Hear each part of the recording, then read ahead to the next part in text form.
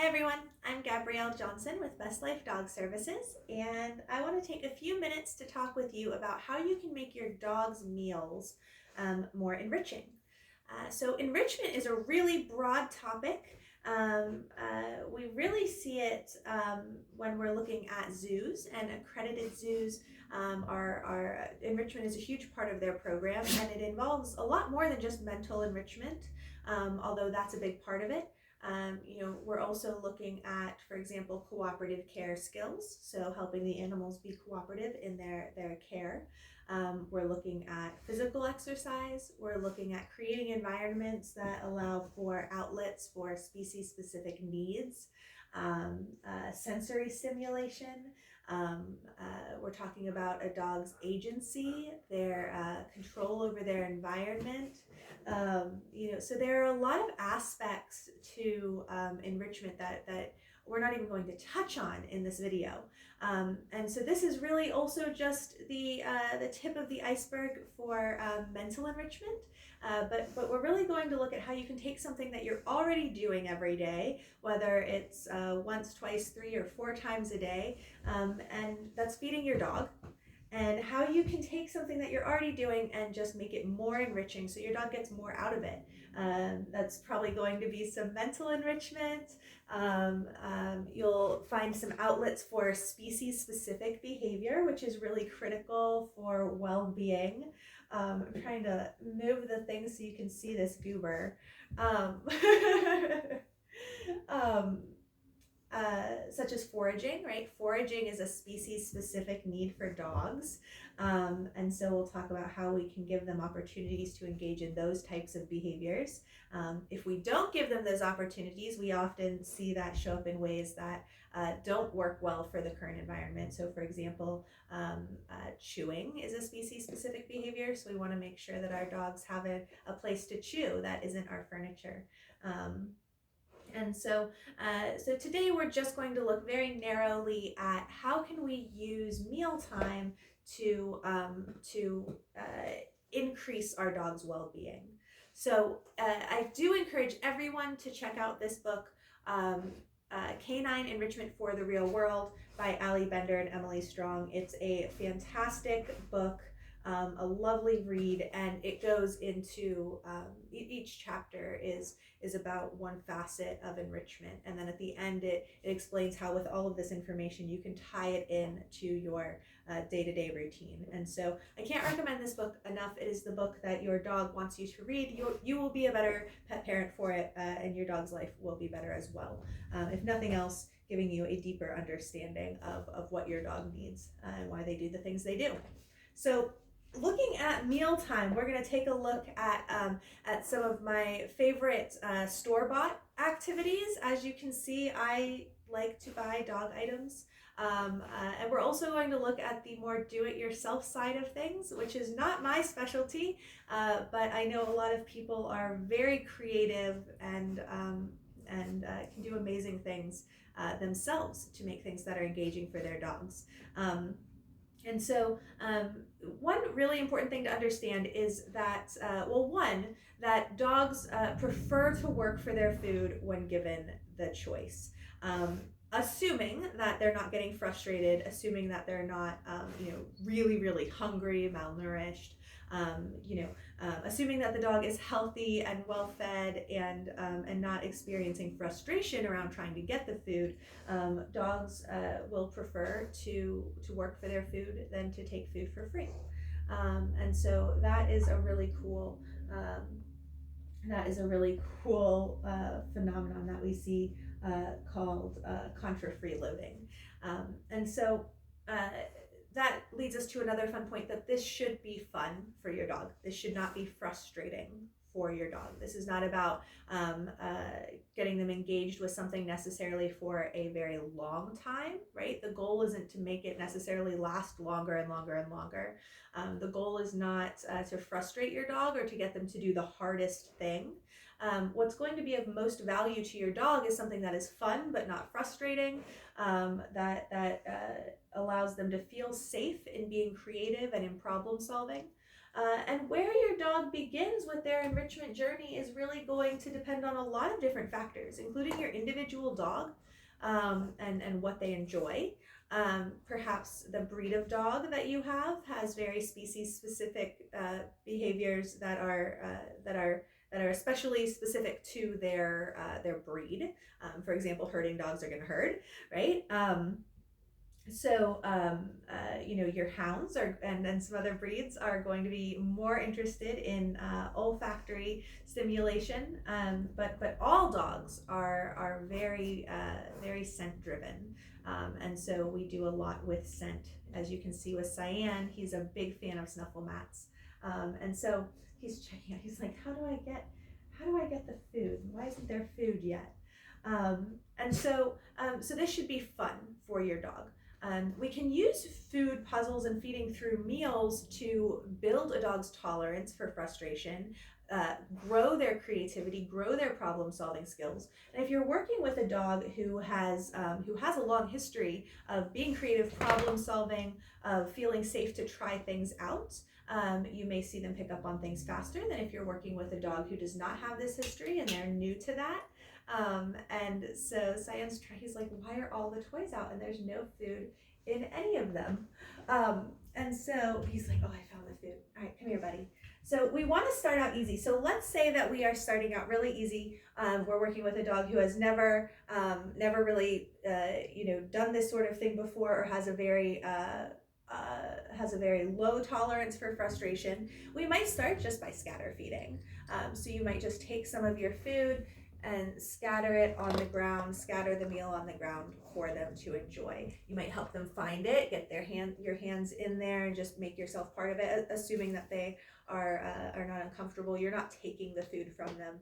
Always allow your dogs to enjoy their enrichment activities without worrying that you're going to take them away. Don't let anyone bother them while they're eating. If anything, walk by, add something extra tasty, and walk away. But if you're doing something cooperatively with your dog, make sure that that's not actually stressing them out. Another option, if your dog is new, is to work with slow feed bowls. So slow feed bowls are great, like little maze puzzles. They make a lot of different ones. We have some that are elevated as well. And so we have a lot of options there. And those can be a good place if you're just trying to slow the dog down. Maybe you have a dog that gets very excited about their food, like someone I know. And so you're trying to just slow them down for safety and for digestion. And this can also just get them starting to work on that threshold for frustration. Another one that tends to be pretty easy replicates your scatter feed. So that scatter feed might start out very easy on the tile. You can also, of course, do this outside. How easy is it on a nice day to take your kibble and scatter it in the grass for your dog to forage for?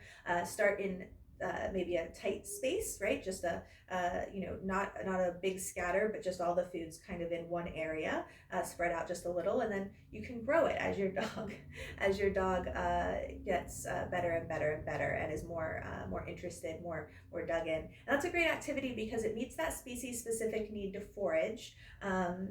Sniffing also lowers arousal, which is really nice. It sounds like, here are all my things. What are we doing? Why are you making this video? Kibble is actually one of his favorite things, so this is really hard for him. But an inside version of that is a snuffle mat. And so this is a snuffle mat. There are a million different versions. You can find them online. We have quite a few of them. These are, shout out to Lady's mom, Audrey, who makes these locally to RVA. And these are fantastic. So, Cyan, I know this is hard. We're all wound up. Go to your bed. Thank you. All right, hang out right there. So, what I can do is load these up. All right, go ahead. He's trying so hard. Kibble's hard for him.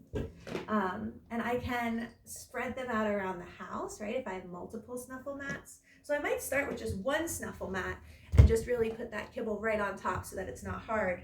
And then as my dog gets better and better, as my dog is succeeding, I can make it harder and really kind of bury the kibbles in there. And you can put these, start out by just having a few different ones in the same area, and then really spread them out through your house. Start putting them in more difficult places for your dogs to get to them. Again, you want to, if they're succeeding, make it harder, more challenging, but make sure they're still having fun. And if they're having a hard time, make it easier again. Set them up to win.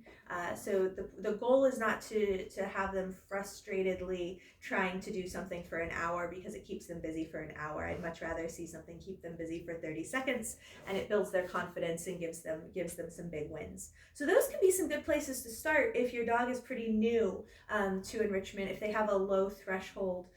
So like Cyan gets very aroused with food now. Now he plays with all of these toys here now, but you can see the way he moves a little bit more frantically, the way he kind of throws the behaviors. He's having a hard time because all of his toys are out and we haven't done this before.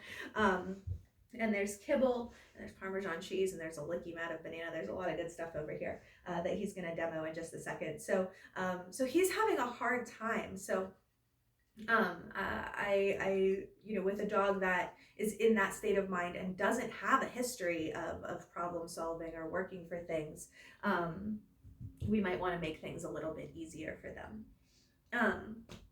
Licky mats alongside snuffle mats are one of the enrichment activities that I recommend most often to folks who are starting out. You might start by just putting some coconut oil, peanut butter, pumpkin, this is banana, on your, Sam, go to your bed, on your licky mat. Enjoy. And let me move this so you can see him. And letting your dog lick it off. And you want to supervise, of course, with these enrichment activities. You always want to supervise and know your dog. Everything we do in life carries some risk. Walking your dog carries risk. And so it's, your job as an individual person with your individual dog to weigh the pros and cons of any given activity, and the benefits versus the risks. And so supervise your dog and make good decisions based on who they are and what you know about them. And if you don't have information, if you don't know how they'll do in a certain situation or with a certain item, be sure to actively supervise. And so Cyan's enjoying a licky mat. Just like sniffing lowers arousal, licking releases endorphins and helps dogs to calm down. And so sniffing and licking are two of the enrichment items that I suggest to folks to keep in their toolkit, so that if your dog is having trouble calming down after an exciting activity, this is a great transition tool for puppies right before the witching hour when you're trying to get them to go to sleep. Those can be a great activity. And so these can also have the benefit of teaching our dogs to self-soothe. Now, once we get things going, you have a dog that's ready to play the game. We have some great store-bought items like treat balls. So there are many variations of this where you're knocking the toy around to get some kibble out. So we have this purple treat ball. We've got a mushroom, we've got a Kong wobbler, these are some of our favorites, we've got a Kong gyro, and so all of these you put the kibble in and the dog knocks them around to get their food out. There are also a lot of great puzzles where the dog needs to move something with their paw or their nose to get the kibble underneath. Or the treats underneath, or they need to maneuver it in some way. And a lot of those come with various levels, easy, medium, hard. And remember, if your dog might need your help figuring out how to navigate it. Sometimes dogs will just flip those puzzles over, and they did it, awesome. But if you want your dog to learn a more delicate way of doing that, help them, hold it down on the ground, help them learn. So this can be a very cooperative, engaging experience for you and your dog. There are a lot of types of licky mats. So we have some of the wobble bowls here. We have some of the licky mats with the suction cups on the back. So these are great for going in the bathtub or on the car window, or while you're working with your dog on various activities. And I'll often give these activities on a mat. Like Cyan is enjoying his licky mat on his bed right now, because we want the bed to be a very reinforcing place to hang out. So licky mats are fantastic. I am a big fan of the Westpaw toys as well. So we have a lot of the Westpaw topples. These are great. So they're silicone. They're kind of like Kongs, but they have a bigger opening up top, and then they have a hole on the side. Um, uh, just like with licky mats, you might start out really easy, putting, something really easy to lick out in here: peanut butter, pumpkin, coconut oil. You can put bigger things down in here. I mean, if you go online and look for like different recipes for topples, it's just like looking for recipes for Kongs. You're gonna find a lot of really cool stuff. I'm not that creative. I tend to put just some wet or raw food in here, and feed it as a meal. And sometimes I'll freeze it, or I'll get it like halfway frozen. I've been known to do layers of things, so we'll do like some soaked kibble, get that wet, put that in here, do like some banana, a little piece of bacon, some cheese, kibbles, and freeze it up. So those are really fun. The Tux toys, same type of thing. You could put some things inside of them. We tend to do chicken gizzards and baby carrots, and then the dogs work them out. And the fun things about these are that they're toys after the food is out as well. So another thing that we have a lot of are rumbles. These just came in the mail. Where is I have another one around here somewhere that is out of the box. We loved it, so I ordered 3 more. But these are fantastic because same thing, there's a hole up top, and there's a hole on this side. And I like to just put some peanut butter around the edges and then fill it up with kibble, and the dogs bounce it around the room to get it out. And again, I love it because it's a toy afterwards as well. So that's a lot of fun. But if you are looking at all of this and being like, oh my gosh, that's a lot of dog toys, have no fear. There are a lot of do-it-yourself options at home as well. And so, for example, here's a box. Oh, sorry, bub. And this box has a little box inside of it, and it has a bunch of wrapping paper. And I'm just gonna take some kibbles and drop them in. And now Cyenne's gonna have a lot of fun with the recycling before it goes out. And so this is a great way to build your dog's confidence. Again, to eat that native forage, to get some extra use out of your cardboard boxes, maybe the ones that brought all of your dog toys. Like I said, scattering in the grass is really fun. You can get empty plastic bottles and put kibble or treats inside, cut some poles and let your dog throw that around. I've taken socks that I was getting ready to throw away, put kibble in there and let the dogs rip them apart. Again, know your dog and set them up for success. De-stuffing toys is really fun. These are Westpaw Rowdies, and I love them because the dogs can de-stuff them and then they still have toy. The toy isn't ruined, it's still something they can play with. And sometimes I'll put the kibbles or the treats down in here and let them fling their toys around to get the food out of there. So there are a lot of options. Using meals as reinforcement is always an option as well, and a great one. So sticking that meal in your treat pouch, and asking your dog to work on their mat behavior or their touch cue, or work on some nail board, or whatever it might be that you're doing with your dog. Make that food stretch. So, all right, guys, that has been just the tiniest look into a very narrow category of ways that you can enrich your dog. Cyenne's finding the other kibbles that I put in the snuffle mats earlier.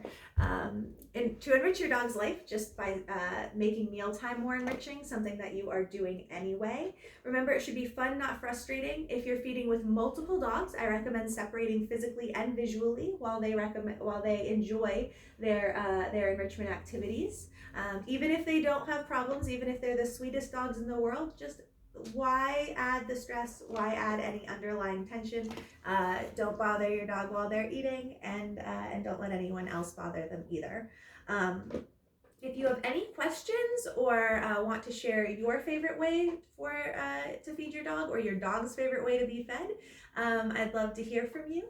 So Cyan and I say, especially Cyan, thank you very much for hanging with us, and have a very enriching day.